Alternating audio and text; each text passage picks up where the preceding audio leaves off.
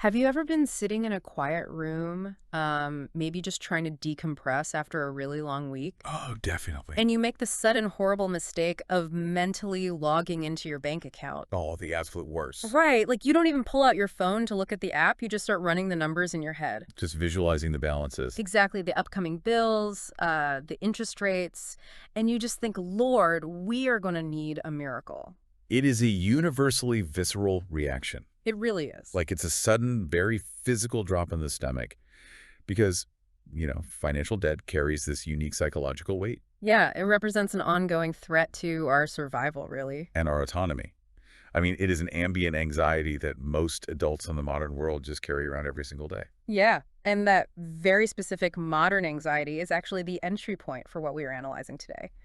So, welcome to the deep dive. Glad to be here for this one. So, we are exploring a piece of source material that uses this universal dread to frame a much, much older conversation. All right, we're looking at a sermon transcript. Yep, dated April 19th, 2026, by a Pastor Jared Harper, and it's titled Picking Up the Tab. Great title, honestly. It is.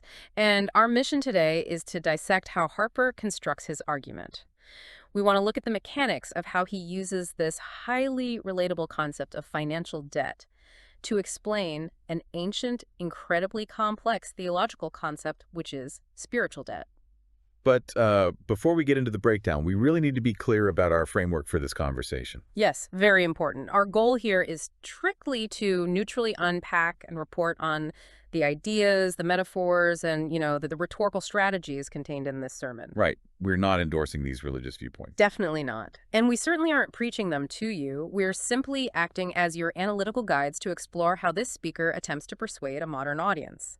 And from an analytical standpoint, I mean, opening with personal debt is just an incredibly effective rhetorical strategy. Oh, absolutely. Harper knows his audience is likely secularized, skeptical, or at the very least, just distracted. Yeah, people have a lot going on. Exactly. And abstract theological concepts like sin, salvation, or eternity, they often fail to land because they just don't map onto our everyday lived experience. But debt, that maps perfectly. Exactly. He observes that you can talk to people about sports and they have an opinion. Oh, for sure. You bring up politics, they have way too many opinions. Even food turns everyone into a critic. But the moment you bring up personal debt, the whole room changes. Yeah, he jokes that people start adjusting their seats like they just got smaller. It's so true. It is. He describes the reality of debt so accurately that it almost stings a little. Like, he talks about how some people don't even need a calculator for their budget. They just need an eraser. Just hoping the debt somehow disappears. Right, like leftovers in the back of the fridge. Yeah. But it doesn't. He characterizes debt as persistent, patient, and committed. I love that line he has. Oh, the ghosting one. Yeah. Where he says, at least your debt never ghosts you. It shows up without a text message. So good. Okay, let's unpack this.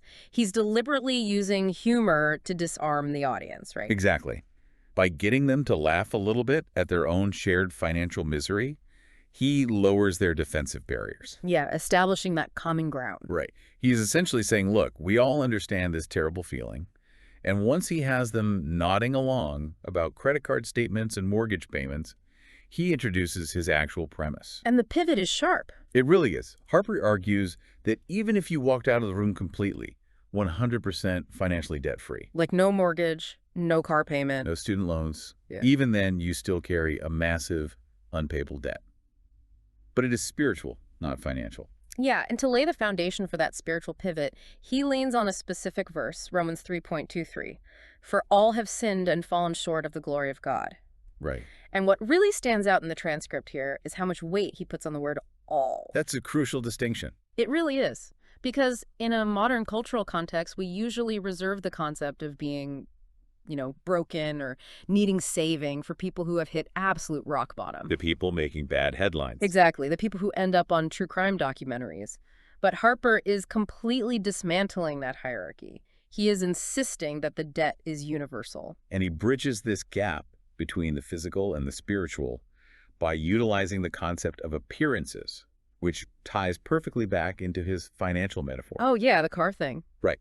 He points out that you can drive a stunning luxury car that looks amazing to everyone on the street, but you might still owe the bank for the next 30 years. Your outward appearance of success has absolutely zero bearing on the reality of your ledger. Precisely. And Harper maps this directly onto human morality. You can look completely put together on the outside. You can be successful, philanthropic, highly respected in your community. But still carry immense hidden spiritual obligations. Yes, his core premise here is that appearances do not cancel obligations. Yeah, and because the facade of being a quote-unquote good person doesn't actually clear the ledger in Harper's framework, he really has to redefine what the obligation actually is. He has to explain what sin means. Right. To an audience that probably associates the word with, like, eating too much chocolate or skipping the gym. Guilty as charged. Exactly. But he argues it's not just a mistake. It's not just having a bad day and being short-tempered with the barista. Right. He uses Isaiah 59.2 to establish the stakes. Yeah, and according to that text, sin creates a literal structural separation between humanity and God. Because in Harper's theology, sin isn't viewed merely as a behavioral flaw. It is a transactional event that incurs a hard cost. So every action or thought that falls short of divine perfection adds a line item to this spiritual ledger. Exactly. And to illustrate this, he uses an incredibly mundane scenario. The grocery store parking lot. Yes. Yeah. Backing into someone's car. If you dent a bumper, you can't just leave a sticky note on the windshield that says, "My bad, have a blessed day," and expect the issue to be resolved. Because you caused tangible damage. Right. Someone, somewhere, has to pay the body shop to fix that bumper. Wait, okay, I hear the parking lot bumper analogy, but I think a lot of listeners might reject that premise entirely when it's applied to their whole lives. How so? Well, what if I am basically a decent person? Doesn't a lifetime of charity work or raising good kids or just, not being a jerk eventually pay off a dinged bumper? You'd think so, intuitively. Right. But Harper seems to be suggesting that our good deeds don't count toward the balance at all.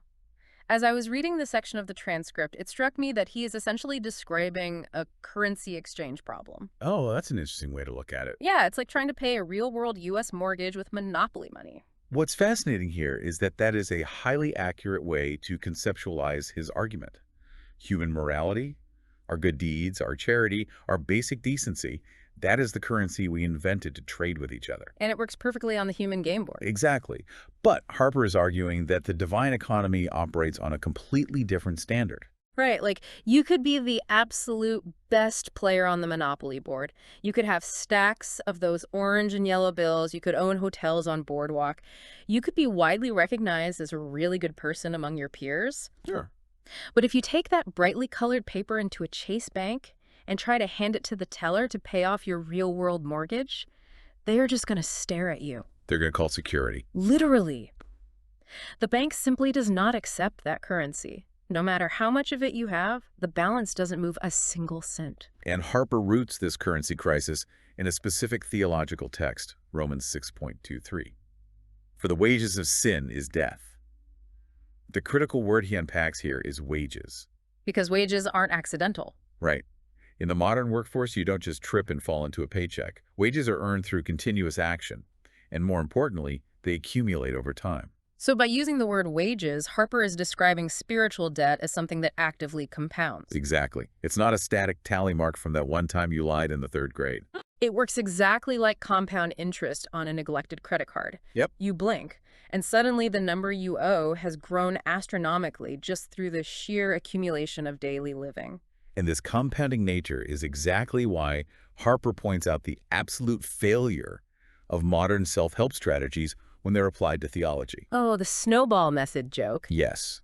He makes a joke about the snowball method, which is that popular financial strategy where you pay off your smallest debts first to build, like, psychological momentum. Right, Dave Ramsey stuff. Exactly. Harper tells his audience there is no snowball method for spiritual debt. You cannot simply budget better spiritually. You can't tell yourself, okay, I'm going to knock out my impatience this month, and then next quarter I'll really tackle my pride. Because tackling individual character flaws doesn't address the structural bankruptcy. And this leads to the most daunting part of his framework, I think. The cost. Yeah. If the debt compounds infinitely, and human goodness is treated as unaccepted monopoly money, what is the actual cost? Well, Harper references Psalms 49.7 for this. Right, which states that no person can redeem the life of another, and no ransom is enough. Because the offense is against an eternal God, the debt is eternal. So the only valid currency to settle the account is life itself, an eternal soul. Which brings up the inevitable mechanism of debt. because, debt doesn't just vanish into the ether. It really does. It doesn't dissolve just because a certain amount of time has passed. Someone always collects. Always. And Harper uses another bit of relatable humor here, pointing out the magical ability of collections agencies to call you at exactly 8:03 on a Saturday morning. Just to make sure the balance hasn't gone anywhere. Right. But the humor serves a very specific purpose, though. He uses the relentlessness of a collections agency to explain his view of divine justice. Yes. Like, why couldn't God, who is supposed to be all-loving, just look at this massive human ledger of spiritual debt and simply hit delete?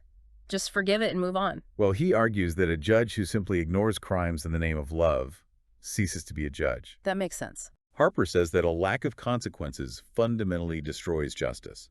If there is no justice, then right and wrong become completely meaningless concepts. Right, like if a person commits a terrible crime against you and the judge just says, I forgive them, you're free to go. You would be outraged. Absolutely. The victim demands the costs be paid. So for God to remain structurally just, the accumulated debt of humanity must be addressed. It cannot be ignored without violating the very nature of justice. Here's where it gets really interesting. Harper's solution to this impossible ledger is where the sermon shifts from a warning into what he considers an offer. A bailout. Exactly. The solution is not a negotiation. It's not a forbearance plan where you pay a little bit less over a longer period of time. It is a total unilateral bailout. He quotes Colossians 2.14 here, which describes the cancellation of legal indebtedness. And Harper really stresses the word legal. Right. He's not talking about emotional or symbolic indebtedness. The debt was binding. It was genuinely owed. To conceptualize this, he paints this vivid, hypothetical scenario that kind of forces the audience to examine their own psychology. The bank manager story. Yeah. Imagine walking into your bank tomorrow morning.